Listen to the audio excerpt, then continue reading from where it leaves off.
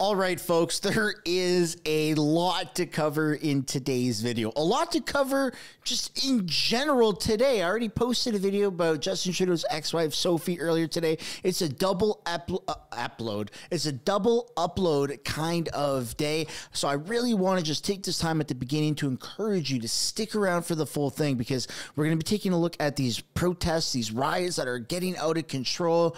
You know, Chrystia Freeland being stopped in the streets. Chrystia Freeland literally being asked by a reporter why people don't like Justin Trudeau or the government. And then we also have Jagmeet Singh, who has come out of the closet. Oh, no, wait, sorry. He's come out and supported 2 weeks after the budget has been announced. He's actually showing support for that. He's also apparently running, like seriously running for prime minister. There's a whole lot to cover. So I know it's a longer video than normal, but please stick around for the full thing, if not for as long as you possibly can. Whew, that's a lot to say in one breath. Before we get into it, I do want to encourage everyone to smash the like button and subscribe if you have yet already. It does really help grow the channel. We are very close to 400,000 subscribers, and I would really appreciate your help to get there. As well as I have another channel called Mr. Sunshine Extra. There is no overlapping content whatsoever. The link for that is down in the description below or the pinned comment.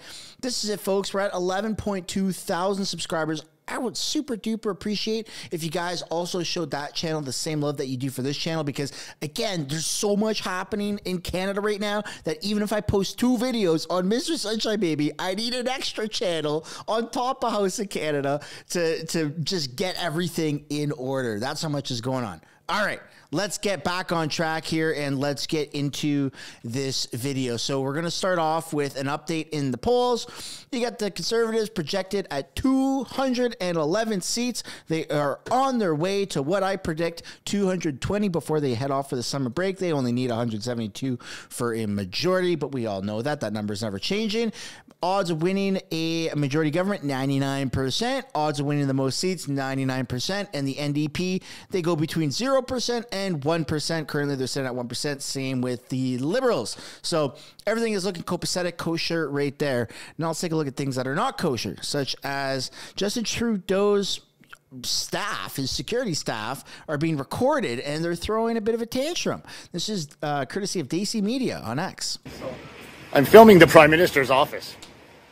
Your guy just came out, got in my face. I hadn't filmed a thing, and he took my picture, right? That's not the Prime Minister's office. Right beside you. Yeah, the guy just came right up, twice as close as we are, and took my picture. It's fine. You guys should know who I am. I'm here regularly. Have a good day. Don't even giving people the stink eye. If you want to talk and know what I'm doing, just ask like a human being. It's very simple. Very, very. And look at that. They're all helping climate. They're all helping climate change. They're fighting climate change by getting in their super heavy armored Suburbans right here, whatever Suburban-esque type of vehicles. Can guarantee that that's not electric. Let's take a look at Daisy Media coming across Chrystia Freeland on her stroll to Parliament Hill. Pretty wild stuff, man. Again, this is Daisy Media. Oh, good timing. Trudeau's here, too. Stop the war machine. Stop the war machine. Stop the lies and the corruption that are destroying millions of Canadian lives. This is Deputy Prime Minister Chrystia Freeland. And the rest of you are killing our country with your immoral policies. Let's check out her sneakers. There's something around you. You have to take responsibility for what you've done. Your COVID lies. Your war lies. Just wait for her to start virtue signaling as the weather gets better and she's staying in Ottawa, where she's originally from Toronto. That's where her primary residence is, I do believe. So these people, they get put up in taxpayer funded apartments, condos with security and whatnot. I can only assume. And so then she gets to walk to work because the summer is better. So she's going to be virtue signaling everybody the way that she has done with riding a bicycle in the past. Yet somehow within the past couple of years, I think it was last year, she got a speeding ticket in Alberta for going 130, 140 kilometers an hour. Yeah, I don't know, man. I don't know. It seems to be like they really enjoy virtue signaling. Speaking of the biggest cockroach in the north, you got Jagmeet Singh here that says, I stand in solidarity with students and anti-war advocates. Because Jagmeet Singh is all about the peace, which is why he's in a coalition. What is happening in the U.S. right now is very dangerous and alarming. In Canada, I want students to know this. It is your right to peacefully protest, and I will defend that. New Democrats will continue to stand for peace and justice, for protection of your charter rights, and for ensuring every student feels safe and welcome on campus. Oh my goodness. So that is in reference to all these protests that are breaking out across university campuses, right? Free Palestine, all that stuff. And it's wild. There's actually somebody in this space that did a live stream at McGill, the pleb. You should go check out his live stream. It's pretty wild. Like just the sheer amount of people and like the tensions that are there. It's pretty crazy, and there's a lot of police that show up to these places. But here's where it's getting out of control, and this is where the Liberal and NDP politicians are ignoring it. First of all, some of these chants are deemed anti-Semitic, and then you have things like this, actual vandalism. This is in Montreal. Peaceful protests by throwing stuff at stores, at buildings, breaking the window. These are the peaceful protests that Jagmeet Singh stands in solidarity with, because Jagmeet Singh is an advocate for our rights and freedoms here in Canada, for peaceful protesting. But we all know which protest in Canada historically has never been never once was peaceful. The Freedom Convoy, the most dangerous protest that's ever existed in Canada. I say sarcastically, of course, it's the opposite. The Freedom Convoy in Canada in 2022, which still lingers in people's minds and in their hearts, was treated with the shittiest possible way whatsoever. But don't worry, Jagmeet Singh stands in solidarity with you. Speaking of solidarity, a solid cup of crap. You got Finance Minister Chrystia Freeland was asked to explain to Canadians or why Canadians are dissatisfied with Justin Trudeau's management of the economy. And of course, she's taking a pause, drinking her juice box water bottle thingy. Here we go. Why is there a mismatch between the economic sales job you're giving the political polls and the numbers that the Canadian economy has been putting in? Why aren't Canadians happier if you read public opinion polls? Why aren't they happier about the economy? Why aren't they happier in your management of the economy? And my colleagues, I see some of them champing at the bit here, so maybe they want to add something too. And I'm going to say three things. First, we recognize that things are challenging today for many Canadians across the country. You alluded in your first question to some of the international challenges that put pressure on people in Canada. Putin's invasion, illegal invasion of Ukraine. We are still living with the aftershocks of a once-in-a-generation pandemic. This is a challenging time, and it's challenging for a lot of Canadians. Our government recognizes that, and our budget recognizes that. We recognize that particularly for millennials and Gen Z, right now, life feels unfair. And that's why in our budget, we are making really significant investments in housing, in affordability, in the economy, to make that promise of a middle-class life real for young Canadians. But we recognize why people feel things are challenging. What I will also say, though, is, I think Terry, in kind of a humble brag, hinted to the fact that he was up at 3 o'clock this morning with his hardworking public servants, being sure dental care is delivered. And thank you for doing that, Terry. I think all of us are here because we are committed to Canada and Canadians. And that might sound painfully earnest. Maybe it just sounds painful. Earnest. But it's really true for me. And so, when we worked on the budget, what we thought about is what are the challenges that Canadians face right now? What can we do as Call an election to support Canadians in this budget? Call an election, you wacko. we've put forward a plan to address them. That's what I focus on every day. Stop coming up with wacko policies and then gaslighting and virtue signaling 41 plus million people within these borders. This is the perfect instance where actions speak louder than words. We're doing absolutely everything that we can to make life more affordable for the younger generations by taxing the shit out of them. It doesn't make any sense. If you're wondering, does this make sense? Does it not make sense? The answer is it does not make sense. And the person who earned the crown of It Does Not Make Sense award in Canada goes to Stephen Guilbeault. Let's take a look at this. If you stand in the way of clean energy development and pollution reduction, you're standing in the way of sustained economic success for Canadians. Canada remains on track to meet our emission reduction goals of 2026 and on track towards 2030. And we're doing this as our economy rebounds strongly from the global impact of the pandemic. We knew emissions were going to bounce back in 2022 as our economy burst back to life. But overall, this updated report shows significantly lower emissions by 44 million tons than our pre-pandemic levels. That is the equivalent of removing 13 million vehicles from our roads. In fact, emissions are at their lowest they've been in 25 years, with the exception of 2020 and 2021 during COVID. This is thanks to the most comprehensive and sustained series of climate plans from any federal government in Canada's history. We need everyone to help drive down the emissions that are already fueling costly climate impacts. Yes, because Canada contributes 1.5, let's round it up, 2% of global emissions. Yet we are, if I'm not mistaken, the only country in the world that pays for price on pollution. So Canada is one of the lowest contributors to carbon emissions in the entire world, yet we are bearing the cost of every single country and person.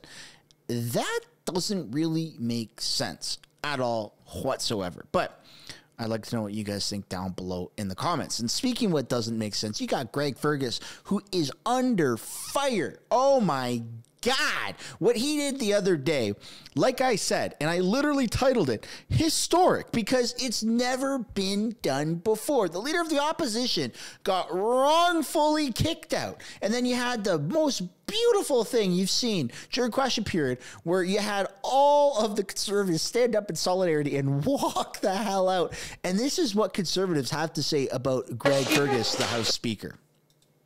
Right. Should Greg Fergus stay on as Speaker? You should resign. How come? Mr. Perkins, what happens today in question period? Questions? Yeah, what no answers. Yeah.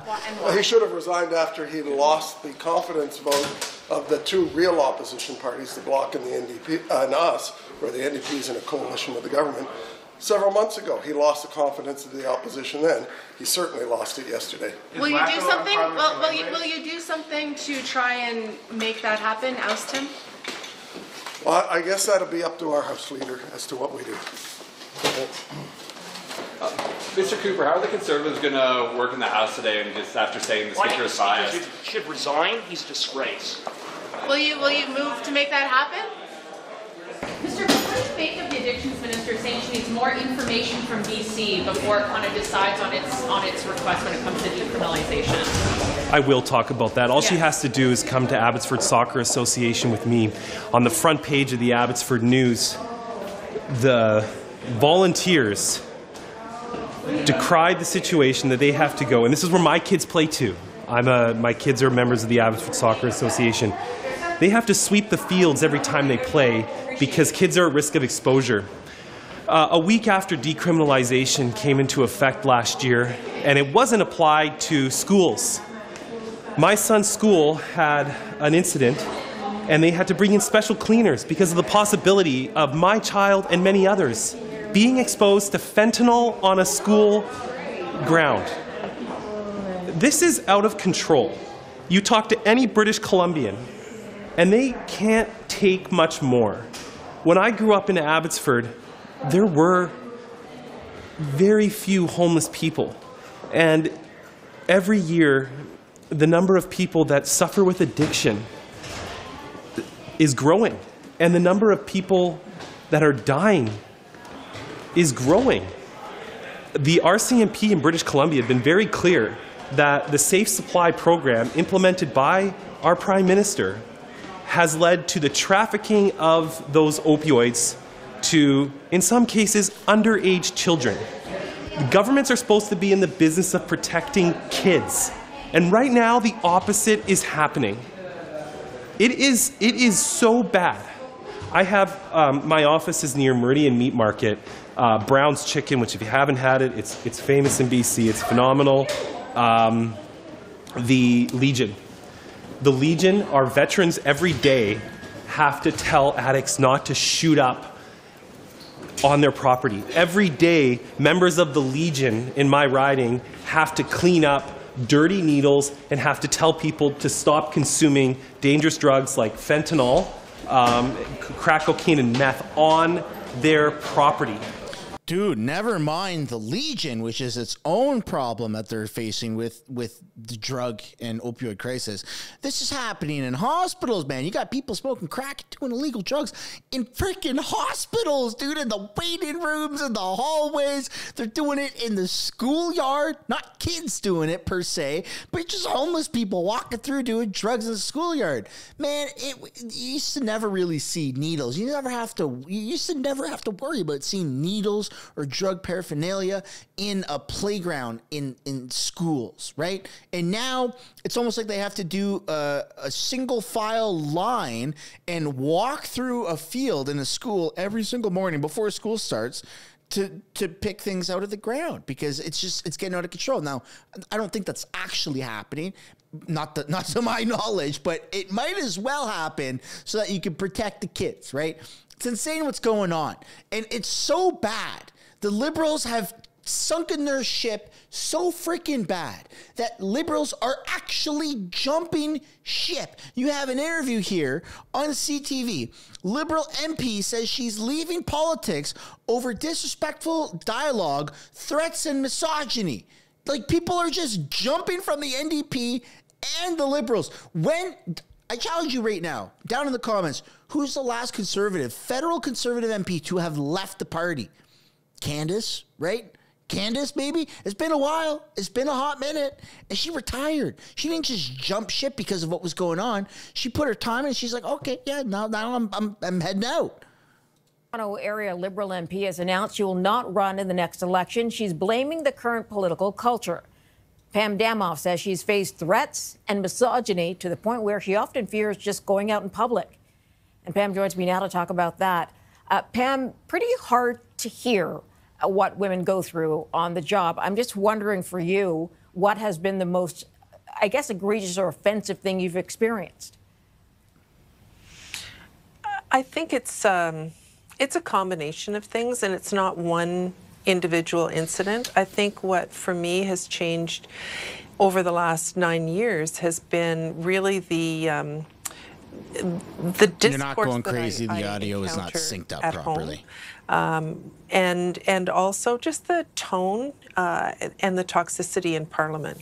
But it hasn't been one specific incident. It's just been I've experienced misogyny since I got elected, and that's not new. It's just gotten worse over the years, and the personal threats have definitely increased. Not as bad as some other MPs get it. I'm not, other people have it worse than I do, but it's gotten a lot worse, and it's just not for me. Yeah, it's just too bad that you have to even make that comparison about getting threats and other people having even worse threats than you have had.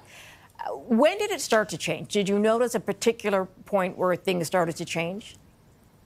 It changed, well, the last election, I definitely noticed it was different, but I think things changed over the course of the pandemic. And a friend of mine said to me that, she was talking to a professor who said that the way that people deal with threats has changed, whether it's a threat to their health, a threat to their safety, and whether it's I don't know the reason why, but it's definitely been since the pandemic that it's gotten much, much worse.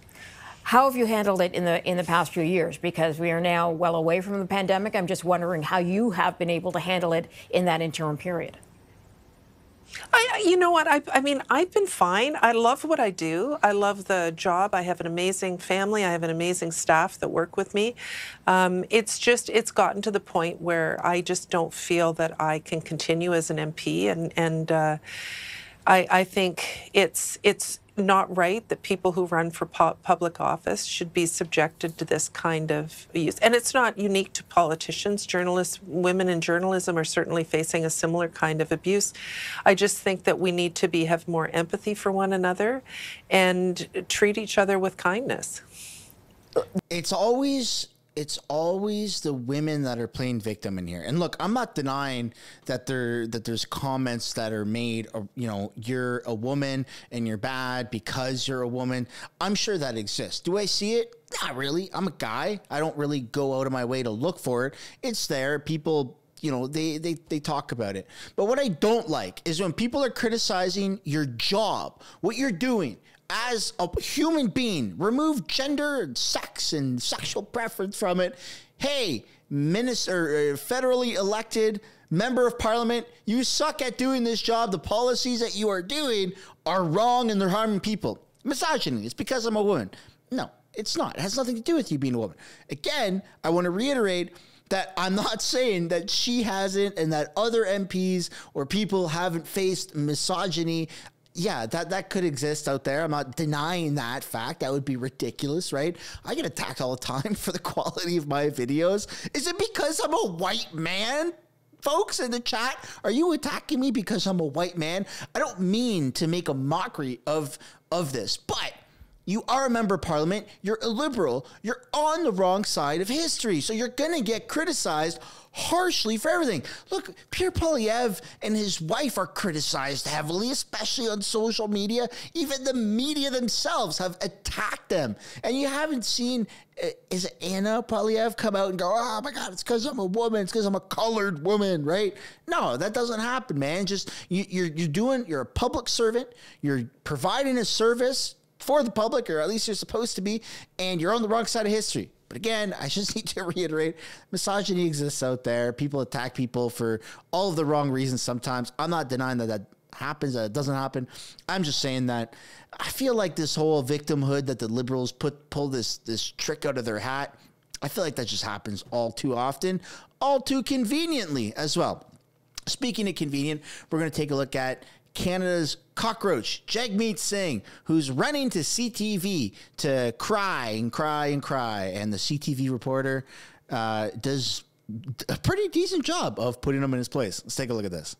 NDP leader Jagmeet Singh there ending speculation and officially announcing that his party will support the federal budget, the first vote on which is expected later today. It's an announcement the leader made on the same day the Canada Dental Care Plan officially launched, as you heard in my interview with Minister Holland a few moments ago, a key pillar of the NDP's supply and confidence agreement with the Liberals. Jagmeet Singh, the leader of the NDP, is here live in studio now to talk more about that. Hi, Mr. Singh. Good to see you. Good to see you. I appreciate you making the time. Why did you wait 2 weeks to say you support the budget when nothing tangibly changed in the interim? Well, first off, we wanted to show that we were serious about looking at the budget to make sure what we had fought for was actually there. We want to confirm the things that we secured in the budget, like the school food program, the pharmacare, the dental care, and diabetes medication and device coverage, as well as the Renters Protection Fund. So when we were briefed about it, when we read it, we wanted to make sure that what we had fought for was actually showing up in the budget, and we were confident that that's there. Then we were concerned about certain things, and I raised those concerns, the disability benefit not being enough. And really, that clawbacks were particularly concerning to us.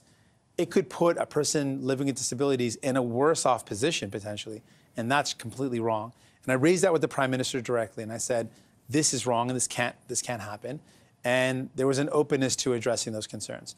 In addition, I raised concerns about the Jordan's Principle not being met, and that's another area where I'm really concerned about. The federal government made a commitment that if an Indigenous child needs care, that the care should be delivered first, jurisdiction worked out afterwards. Well, the federal government's missing that requirement almost 70% of the time, which is a very serious concern. So I raised that with the Prime Minister, and I heard some openness to addressing that. After hearing those concerns being addressed, or an openness to addressing them, I've said now we are prepared to support. So your support is essentially contingent on an openness from the government? Like, there are lots of things the government has appeared open to which it has not followed through on. Particularly, let's take the example of the disability benefit. It is horrifyingly low, according to advocates, right? $200 a month when they set expectations that it would bring people out of poverty. How can you support a budget that does that just because the Prime Minister sounds open to addressing a concern? Well, let's be clear. We agree that with the advocates, if this was an NDP government, we wouldn't allow for this to happen. We would never done this. This is what the Liberals have done. And we are going to continue to attack them, put pressure on them to improve this. They have not shown a willingness to improve the amount. And we think they're wrong. And so we'll continue to mount pressure on them. We'll continue to raise our concerns. We'll continue to fight back. Often with this government, what we've seen? Well, often what we've seen is right now, dental care is a great example. It's being rolled out right now. There were many times on this journey where the Liberals said no. They voted against it twice in the past. They said it couldn't happen. They couldn't deliver it. Now seniors are receiving this care. This is testament to New Democrats persevering, fighting for people, and delivering. Similarly, with the disability benefit, we fought for that. No, the Liberals have failed. They haven't delivered what was expected. Like you put it, the advocates have said this is not what we wanted. And on top of that, the advocates said their criteria in terms of eligibility said, please, at a minimum, don't make it based on the disability tax credit. And that's exactly what the Liberals did. So we're concerned about that. We think that's a big problem. And we've addressed that. I've raised that directly with the Prime Minister, and I expect to see solutions. But you have something available to you that few others do. You have the power to actually sway the vote. The Conservatives and the Bloc were going to vote against. If you added your party's votes to that, the budget would be defeated, the government would go down, and that would be in parallel to how you describe this government. You have said Justin Trudeau is a failed leader who is bad for Canada, and yet you're not willing to actually cut off vote the coalition in that manner. You are keeping them in power despite your concerns, despite saying something like that. Well, the facts are Canadians chose him as Prime Minister. What we're doing is using our power to get the most we can for people. And if we voted against the budget, it would be voting against free birth control for women, free diabetes medication and devices, the child care, the dental care, the Renters Protection Fund, the protection for kids or the support for kids in school to get a nutritious meal. Those are things that we're going to support. We fought for those. We want those to move forward. Pierre Poilievre is against those things. He said right off the top he would be removing the dental care program for seniors, despite having dental care paid for with a publicly funded program for most of his adult life. He would take away the diabetes medication and the devices coverage, which we know is not only going to improve the life of people, save them money, but improve our healthcare system. So that's the difference between us and the Conservatives. We want this to move ahead. But we've raised some concerns, and we're going to fight to make sure that those are addressed. But how do you reconcile telling Canadians on one hand Justin Trudeau is a failed leader? That's your words. A failed leader who is bad for Canada. And on the other hand, essentially just telling them right now, Pierre Poilievre, I think, would be worse, so I'm going to just support the budget and not make sure that they get toppled. Well, it's not. That's not the frame at all. What I'm putting forward is that on their own, the Liberals would have done none of this. They wouldn't have done these things. They are absolutely failed in terms of what they've achieved in the past number of years. We have forced them to do in 2 years significant things for people. The pharmacare, the childcare legislation, the dental care. These are things we forced them to do. If we were not there, they wouldn't have done them. And we've noticed they don't have the urgency to respond to people's needs. When we talk about grocery prices, they allowed grocery prices to exceed general inflation for 2 years before then they started making announcements and still have not yet taken concrete action until we forced them to bring in things like improvements to the Competition Bureau, more strings attached or more teeth attached to legislation to give more power. Do you think it's you that forced them or public outcry that forced them? Oh, we absolutely forced them. There's no question about it. Their approach was, on their own, was to call the CEOs and ask them nicely to lower their prices. And then Champagne then said, come out and check out. Minister Champagne said, this is insane. You have never, ever, ever seen a reporter for mainstream media blast Jagmeet for a coalition like that. It's absolutely unreal. And I think that CTV earned a fraction. I'm scared to say this because I don't want it clipped out of context. But CTV earned a fraction of my respect for doing that, right? That's awesome. That's a great move. I think that it's the right thing to do. It's the honest thing to do. You're seeing that shift right now in the media where they're going from, propping up the NDP and propping up the Liberals to more truthful, and analytical questions and debates and their deep dive analysis. I mean, for crying out loud, Tom Mulcair just the other day said that he thinks he's historically propped up Greg Ferguson. He admitted that. And now he's come out and said that he should resign for what he did because it's an absolute disgrace. You have the leftist podiums, the platforms that are supposed to prop these people up are turning on them. Freaking Vo. This is awesome. It's go time, Canada. We got to share the hell out of these videos. We got to get more people on board. We got to like, we got to subscribe, and don't forget to go subscribe to Mr. Sunshine Extra so that we can just spread this positivity, because you know what? I'm confident. I'm confident now that there may be an election sooner than later. If this type of stuff keeps up, if you have CTV reporters and mainstream media reporters that are saying, you just said Trudeau is a bad leader, yet you're in a coalition with them. So cut it off, tough guy. What are you doing? You got what you wanted with your pharmacare, didn't you? You're getting what you wanted, so now cut it off and call an election. Or is there something else? Amazing that that's done on freaking television. I'm so excited if you can't already tell. Folks, that's where we're going to end it. Again, one last soft thing to remind you of. I'd really appreciate it if you guys smash the like button, subscribe if you haven't yet already. And I'll see you in the next one. Bye for now.